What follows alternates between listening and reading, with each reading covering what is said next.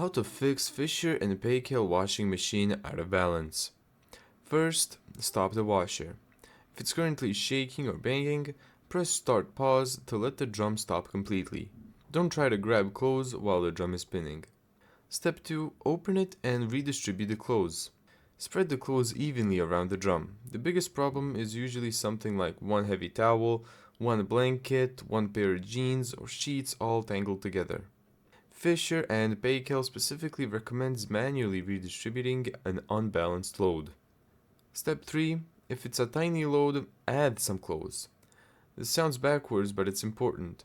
If you have something like one bath towel and one shirt, the machine can struggle to balance it. Fisher and Paykel says washing a single item isn't recommended on its front loaders because it's difficult for the washer to balance one item. Step 4. If it's packed full, remove some clothes. An overloaded washer can cause vibration and out-of-balance problems. Fisher and Paykel specifically recommends removing items if the washer is overloaded. Step 5. Check if the machine itself is level. This is really important if it happens with basically every load. Put your hands on top of the washer and gently push it.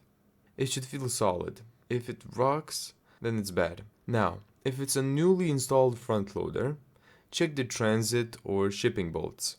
If the washer was recently installed and the transit bolts are still in, that's a problem. Fisher and Paykel explicitly list transit bolts left in place as a cause of severe vibration. Thank you so much for watching this video.